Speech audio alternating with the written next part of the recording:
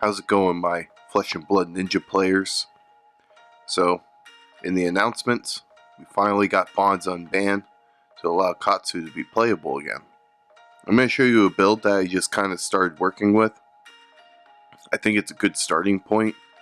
There might be some changes in the future, but if you are interested in this hero and you're new to it, this will be a great way to start out.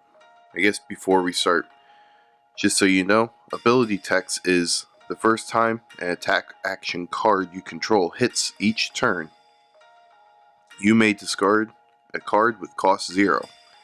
If you do, search your deck for a card with combo, banish it face up, then shuffle your deck. You may play it this turn. I will have a link of the deck down in the descriptions, but I'm going to explain a little bit of why I chose some of the cards that I did. Of course, we're starting with 2 Kodachis.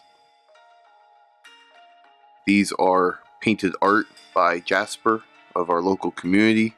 Jasper does great work. As you can see, they look amazing. And that's normally what I use until I do some more competitive play, then I gotta use regulars. I have Mask of Momentum here. This is mostly just for aggro matches. That is kind of the main build I'm going to show. When nobody wants to block, just drawing that card every turn, for me anyways, kind of helps.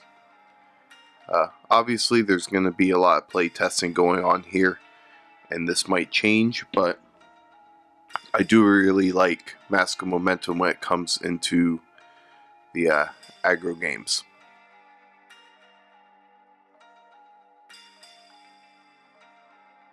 Now we have Hardened Crossstrap. It's just a free Surging Strike swing. So instead of you having to pay 2 and do all kinds of shenanigans, Hardened Crossstrap eliminates that.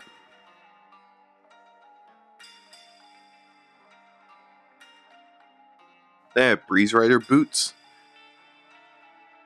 Kinda has the same effect as the Tide Flippers will, but what's great with this is that we actually have a Battle Worn. And when you know you're going to be comboing off with some of the non-go again combo pieces, this is great for that. Then we have Breaking Scales. Again, Battle Worn 1, which is great for us when we need it. And it kind of helps us push some of our combo cards through for the on hits. Enough of the equipment. We're going to start with the main part of my build. So first, just showing you what I'm kind of building everything around, which is the Ancestral Harmonies. It just gives all our combos +1 for the turn. You do have to banish the top card of the deck, which can be a little risky, but I do try to put some natural go-agains in here to make your hits kind of matter more. But before I show some of that, we're going to show the main line here, and pretty much what I'm running. So of course, the main line is Surging Strike.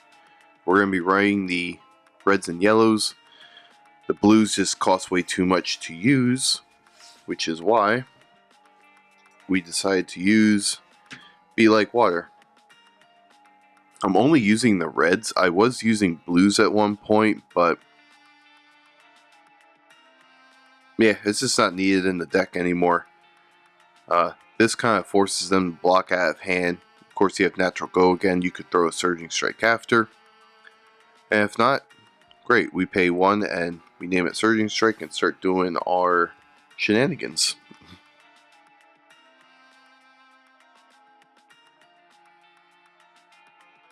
Then we're going to have Descendant Gust Wave.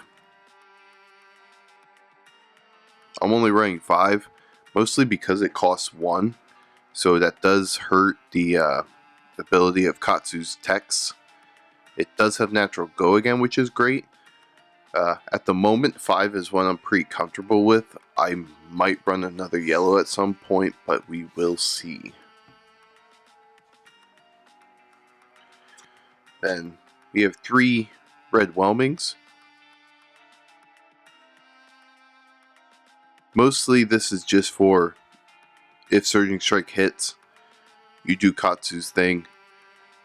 Whelming's one of the first cards you'd be wanting to kind of pull out and make them block again for your on-hit draw a card.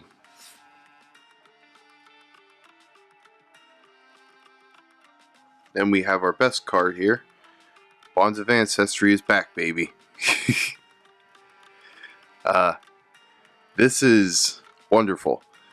This allows the first part of Katsu's text to kind of matter a lot more, because whatever you're discarding, depending how soon you pull this off, now you're having access to the graveyard cards that you've been discarding to actually put back into the banish and then play stuff.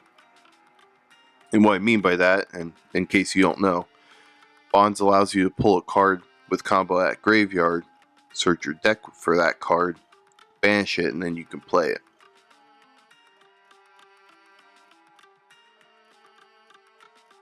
And then probably our most favorite finisher for that whole combo line would be Dishonor. So Bonds will allow it to get a +2 buff, which will make it 4. And as long as you have Surging Strike, Descendant Gustwave, and Bonds of Ancestry in the chain,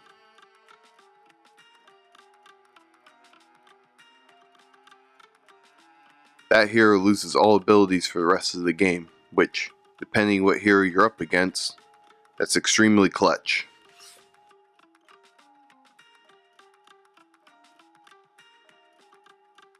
And then we have Retrace the Past.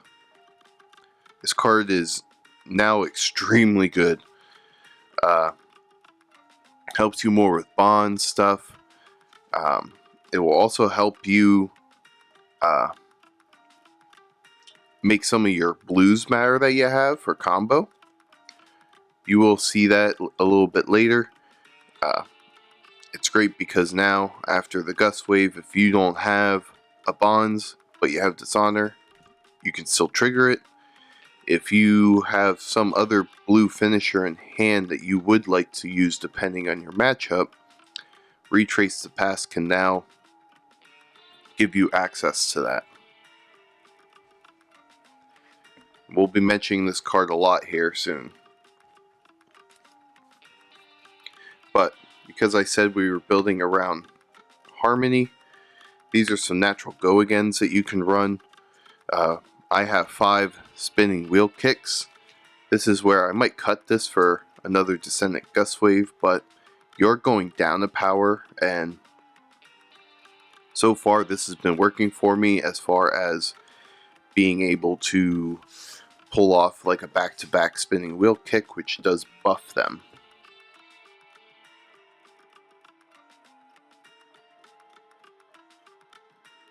Then we're running some 100 wins. Of course, you know, cost 0, so it's great for Katsu's ability trigger. And the natural go again, plus they buff themselves. It really is probably one of our best cards that we're running in the deck as far as the utility of it. And of course we have Blue Winds of Eternity, which helps us put them back in the deck in case we're getting fatigued. Retrace the Past can also help trigger this as well, if you want to get Retrace the Past back into the bottom of your deck, which can be really important.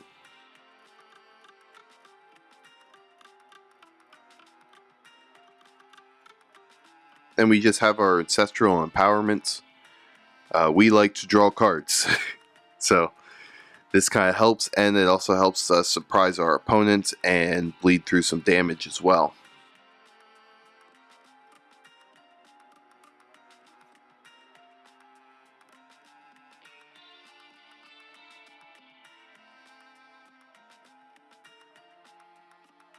Then I am running 6 Fluster Fists. These are practically Salt to Wounds now at this point. I really like them. So if Harmony ended up pulling one of these, we can always try to get Retrace the Past then and call it Open the Center. And now these become Salt to Wounds, which is quite fantastic. Flusterfist Red was always a good 0 for 4 finisher. The blue now has even more abilities as far as being Assault Wound. Once I've had this coming in for 8 as a finishing card against an Azalea, which is pretty great. And then depending what you have in hand, you can always crack the Breeze Rider boots, or if you have Tide Flippers in there, that works, and then you can finish off with a red or another blue. This card just became a really good finisher in this build. Then we have Find Center. I like having this just in case you are running against a Rune Blade or somebody that goes extremely wide, like the mirror matches. We can make Zen State tokens with this now, which is great. Because Retrace the Past can be named Crane Dance. Then you play this, which normally they can't block it. And then you'll have Zen State for a couple of turns. So that's the main build. It's not a full 60. I've been learning not to do that as much so I can start filling things in as necessary.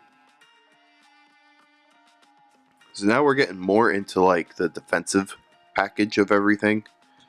I am running 3 Flick Flacks here. I mean, just a great card for opponents that are going wide, as your combo cards now could block for 5 as well.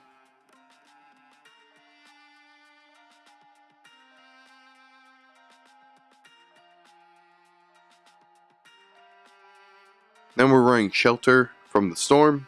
I mean, I don't have to explain this card too much. It's just a good D-React with plenty of versatility when it can prevent 3. I have 2 Value Gots. Great into the ninjas, considering that we all attack for 1 with our weapons. It's also really good into assassins as well, in case they want to throw a hunter's clave at you and things like that. Great card to have. And it can pitch into our surging strikes, which is nice. I do have Lord of Wind in here. Again, like I said, it's kind of nice into the fatigue matchups. You can let Retrace the Past be named Mageshi Release, and you can get some cards back into your deck. It's also more blues for into the Rune Blade matchups when you are needing to AB1. Good for the wizards as well. I have 2 Prowess of Agility. It's good when you know you can be going wide more turns. It's a good turn 0 card as well. And we like to draw cards, but so far I haven't seen the full power of this, but it is a blue block 3, which is great. And I kind of want to play around with it a little bit and see how much use we can have for it. And then I'm running 2 Warmonger Diplomacies. I decided not to do 3. Just because you are kind of only wanting to trigger this once to give yourself a free turn and smack them in the face. And this is mostly into your Rune Blades and Rangers. If there is any other heroes that it might hurt, let me know. But so far, those are the 2 specific heroes that card's really good in. Plus, again, more blues helps us with AB, all that good stuff. So we are running a Fendel Spring Tunic. This is just better into the more grindier matchups. You're going to get some more uses with resources that way. We'll see if that stays in. Then we have Mask of Pouncing Lynx, which everybody is really loving this card, which how can you not? You're getting a 2 attack out of your deck willy-nilly. I love this in the more grindier matchups, the people who like to block, because once they start allowing you to attack, this is getting so much value over a Mask of Momentum. And you could pretty much make a really good combo line and deal a lot of damage in one turn. And a lot of people are just main running this. I don't think that's a bad option, especially if you don't have a Mask of Momentum. But I'm kind of playing around with both of them, but this one will probably never leave. Now we're just worrying about AB. I'm using No Room Gloves because the breaking scales, even though it's really good, it's probably one of the ones we can kind of sacrifice when it goes into wizard matchups, because you are going to need the AB too. And of course we have our Tide Flippers. This is pretty much our bread and butter when it comes to AB barriers, because it also allows us to get our blues go again for a turn. I made the mistake of doing that against a Verdance, and I was only running AB1 at that point. I've added the No Room Gloves after that, but I threw a Fluster Fist for a decent amount of damage, cracked this and threw the Dishonor at him for 2. Of course they blocked it, but then after that I had no AB to work with, which was a bad idea. That's just kind of the build right now, with testing a little bit. It just feels very consistent. I played against a Vincent and I won that. I lost to the Verdance, as I just explained. The Azalea matchup I won as well. That's because they don't like to block, so you can just deal some nasty damage. I have seemed to consistently do around like 15 damage per turn. Of course there are some that you're going to brick and you're blocking a lot, but as far as my attacking turn lines,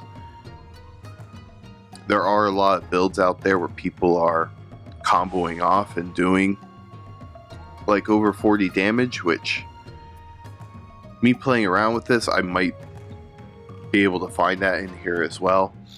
But I really like consistency, and I like being able to constantly threaten them with damage every turn, so I've been really enjoying this build. Again, the link will be down in the descriptions below, and I will see you all soon. Take care.